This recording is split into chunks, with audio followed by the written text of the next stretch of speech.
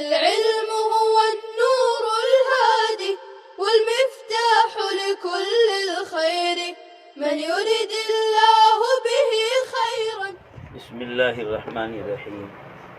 الحمد للہ رب العالمین والصلاة والسلام علی سید المرسلین وعلی آلہ واصحابہ الطیبین الطاہرین.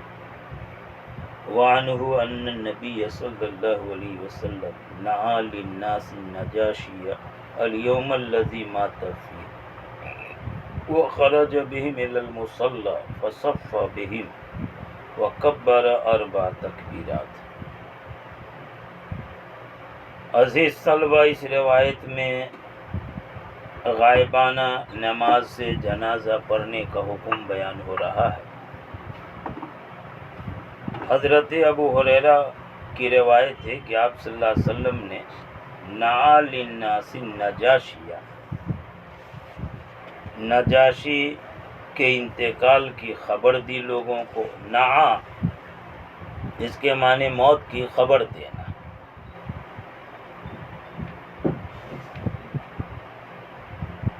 نجاشی حبشہ کے بادشاہ کا لقب، یہ نام نہیں ہے بلکہ وہاں کے بادشاہ کا لقب ہے. جیسے قیصر روم کے بادشاہ کا لقب، کسریٰ فارس کے بادشاہ کا لقب، فرعون مصر کے بادشاہ کا لقب، ویسے ہی حبشہ کے بادشاہ کا لقب نجاشی تھا. اس کا اصل نام اصحمہ تھا. وہ اسلام قبول کر لیا تھا. جب اس کا انتقال ہوا تو کہاں مدینہ کہاں حبشہ. حضرت جبریل نے آپ صلی اللہ علیہ وسلم کو خبر دی، آپ کو معلوم ہوا. لہذا جس دن نجاشی کا انتقال ہوا اسی دن آپ صلی اللہ علیہ وسلم نے لوگوں کو ان کے انتقال کی خبر دی. اسی کو کہا ان نبی صلی اللہ علیہ وسلم نعى للناس، یا آپ صلی اللہ علیہ وسلم نے لوگوں کو نجاشی کے انتقال کی خبر دی. الیوم الذی مات فیہ، اسی دن جس دن کے وہ وفات پائے.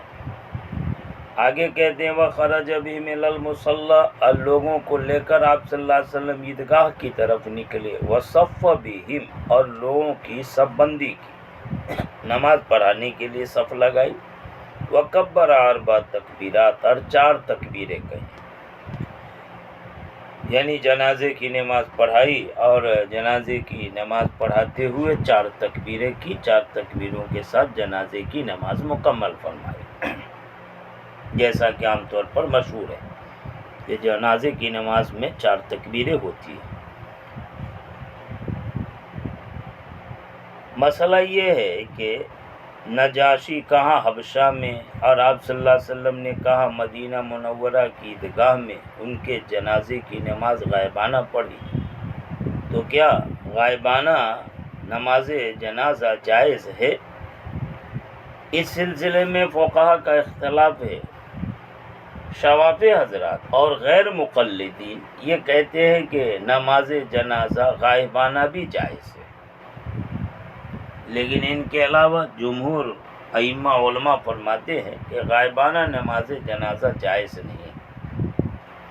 شوافی حضرات اور غیر مقلدین لوگ اسی مذکورہ حدیث سے استدلال کرتے ہیں کہ اس میں آپ صلی اللہ علیہ وسلم نے نجاشی کے جنازے کی نماز غائبانہ پڑھی مدینہ میں.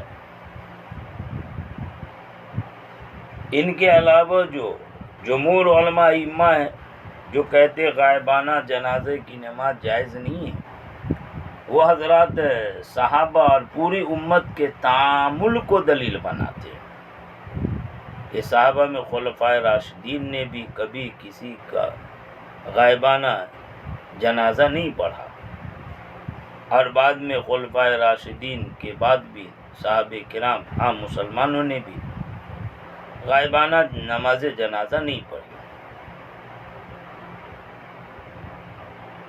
صرف ساری روایتوں کے ذخیرے میں آپ صلی اللہ علیہ وسلم کی زندگی بھر میں ایک تو نجاشی اور ایک اور دوسرا معاویہ مزنی، ان دونوں کے غائبانہ نماز پڑھنے کا ثبوت ملتا. ان کے علاوہ کسی صحابی پر حضور کے زمانے میں بھی بعد میں بھی غائبانہ جنازے کی نماز پڑھنے کا کوئی ثبوت نہیں ملتا۔ رہی بات نجاشی اور موزنی، معاویہ موزنی، جن کا غائبانہ جنازہ آپ صلی اللہ علیہ وسلم نے پڑھا اور جس سے شوافی اور غیر مقلدین استدلال کرتے، اس کا جواب یہ ہے کہ نجاشی کے جنازہ کے پڑھانے کے لیے حبشہ میں کوئی آدمی موجود نہیں تھا، وہ مسلمان ہو گیا، لہذا بغیر جنازے کی نماز کے وہ دنیا سے جائے یہ مناسب نہیں۔ اسی وجہ سے کیونکہ حبشہ میں وہاں جنازہ کی نماز پڑھانے والا کوئی نہیں تھا، آپ صلی اللہ تعالی علیہ وسلم نے اس وجہ سے مدینہ کے اندر صحابہ کرام کو لے کر اس کے لیے غائبانہ جنازے کی نماز پڑھائی۔ دوسری بات یہ ہے کہ اگر اس سے مسئلہ نکلتا کہ غائبانہ نماز جنازہ پڑھانا جائز ہے، حضور سے ثابت ہے، اور نجاشی اور معاویہ کے جنازے کی نماز کو واقعتاً دلیل بنایا جاتا تو حضور کے زمانے کو دیکھنے والے صحابہ کرام ضرور اس پر عمل کرتے، لیکن کسی نے بھی اس پر کوئی عمل نہیں کیا۔ یہ اس بات کی دلیل ہے کہ یہ غائبانہ جناز نمازہ یہ حضور اکرم صلی اللہ علیہ وسلم کی خصوصیت ہے، عام امت کے لیے اس پر عمل جائز نہیں ہے،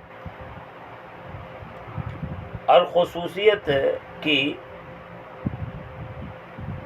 وجہ یہ ہے کہ یہاں نجاشی اور معاویہ مزنی دونوں کے جنازے حضور کے سامنے لا دیے گئے تھے،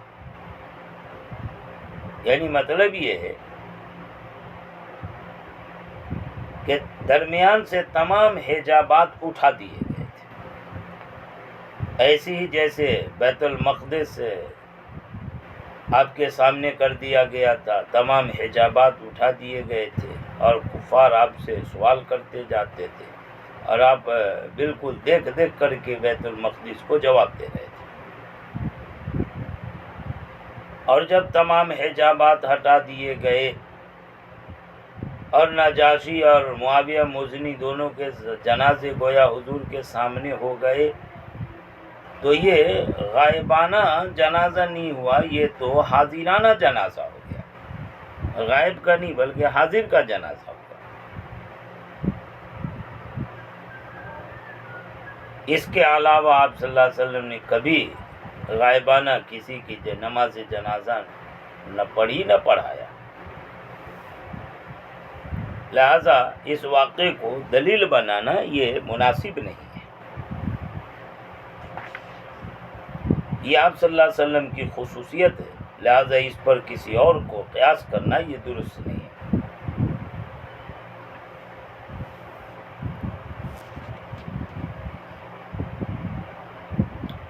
تو ایک تو غائبانہ نماز جنازہ کا مسئلہ کہ یہ آپ صلی اللہ علیہ وسلم کی خصوصیت ہے، اور خصوصیت کیوں ہے اس کی وجہ بتا دی کہ حجابات ہٹا دیے گئے تھے، درمیان کے تمام پردے سرکا دیے گئے، اور حبشہ میں وہ جنازہ ہوتے ہوئے گویا حضور کے سامنے ہوا، تو یہاں غائبانہ جنازہ کہاں ہوا، یہ تو حاضرانہ جنازہ ہو گیا، اور مسئلہ تو غائبانہ کا، اور کسی کی یہ شان نہیں ہے کہ پردے ہٹا دیے گئے اور کشف ہوا اور اس کے سامنے بالکل جنازہ حاضر، اور پھر وہ غائبانہ اس جنازے کی نماز ہے یہاں لیکن دیکھ رہا ہے جنازے کو اور پڑھا رہا، یہ کسی کی شان نہیں ہے۔ اس وجہ سے اس سے عام مسئلہ نکالنا اور اس سے دوسروں کو قیاس کرنا یہ درست نہیں ہے۔ ایک مسئلہ ہے متعدد جنازہ کی نماز پڑھانے کا،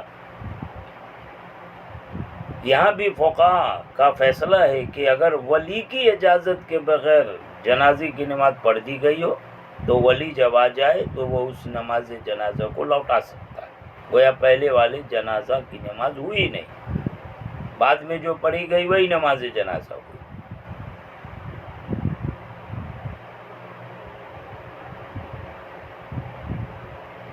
کچھ لوگ یہاں کچھ لوگ وہاں، اس طرح متعدد بار جنازے کی نماز پڑھ لیں، صحیح روایت سے اس کا کوئی ثبوت نہیں ہے۔ البتہ حضرت حمزہ کے بارے میں آتا ہے کہ متعدد بار جنازے کی نماز پڑھی گئی، تو یہ بھی آپ صلی اللہ علیہ وسلم کی خصوصیت تھی۔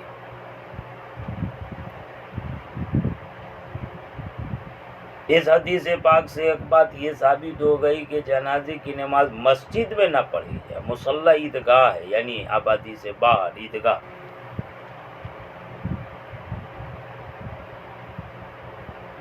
ایک اور مسئلہ یہ نکلا، جنازے کی نماز میں 4 تکبیریں ہوں گی۔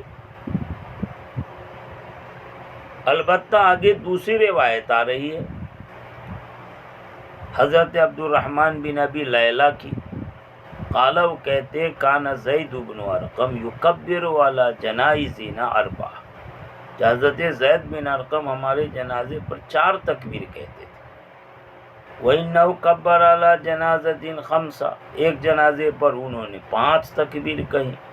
فَسَأَلْنَا، تو ہم نے یعنی اور دوسرے صحابہ کرام نے ان سے پوچھا کہ 4 کے بجائے 5 تکبیر آپ نے کہہ دی۔ فقالت، انہوں نے فرمایا کان رسول اللہ صلی اللہ علیہ وسلم یکبرھا، کہ آپ صلی اللہ علیہ وسلم یہ 5 تکبیر کہا کرتے تھے۔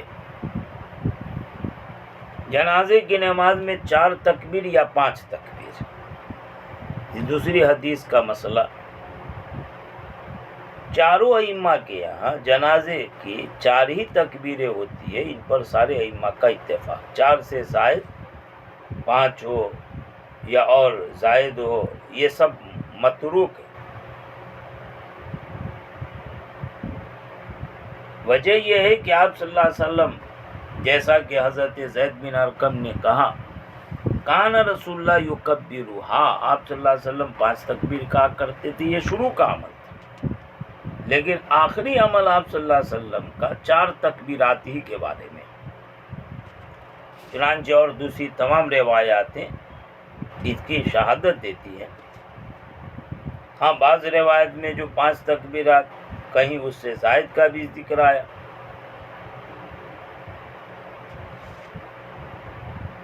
تو اصل معمول تو 4 ہی تکبیرات کا، لیکن زائد جو ہے اس کی وجہ یہ ہے کہ وہاں شہداء کے جنازے نمازی کی بات اور شہداء کی تکریم کے لیے وہاں تکبیر کا اضافہ ہوا۔ حضرت زید بن ارقم جو یہ حدیث پیش فرما رہے ہیں، اس کا مطلب یہ ہے کہ آپ صلی اللہ علیہ وسلم نے کبھی کبھی یعنی پہلے 5 تکبیریں کہتے تھے،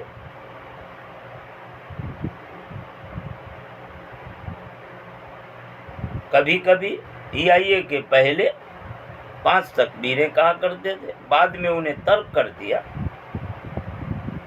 اگر یہی حضور کا معمول ہوتا 5 تکبیر کا، ظاہر ہے کہ حضرت زید بن ارقم نے ایسا کیا تو دوسرے صحابہ سوال نہ کرتے، ان سب کو پتہ ہوتا۔ لیکن دوسرے عام لوگوں نے بھی حضرت زید بن ارقم سے اس پر سوال کیا۔ یہ خود اس بات کی دلیل ہے کہ آپ صلی اللہ علیہ وسلم سے 4 ہی کا معمول ثابت ہے، 4 سے زائد کا نہیں ہے۔ 4 سے زائد جو انہوں نے کیا، اس پر انہوں نے سوال کیا، لوگوں نے پوچھا، انہوں نے جواب میں کہا کہ آپ صلی اللہ علیہ وسلم ایسا کرتے تھے، مطلب کبھی کبھی، یا یہ کہ پہلے معمول تھا لیکن بعد میں 4 پر آپ صلی اللہ علیہ وسلم کا عمل ثابت ہے۔ اس کی دوسری دلیل یہ ہے کہ حضرت عمر رضی اللہ تعالیٰ عنہ نے پوری امت کو 4 تکبیر پر جمع فرما دیا۔ حضرت عمر کے بعد اب کبھی بھی امت میں 4 تکبیر سے زائد کا کوئی تعامل نہیں رہا۔ 4 تکبیر ہی جنازہ میں ہو، اس پر سب کو متفق کیا ہے، امت کو جمع کر دیا، لہذا اس کے خلاف کرنا یہ امت کے اجماع سے اختلاف کرنا ہوگا اور یہ درست نہیں ہے۔ وآخر دعوانا ان الحمد لله رب العالمين۔ السلام عليكم، لا تنسوا الاعجاب بالفيديو والاشتراك في القناة تشجيعا لنا لنستمر بنشر المزيد إن شاء الله.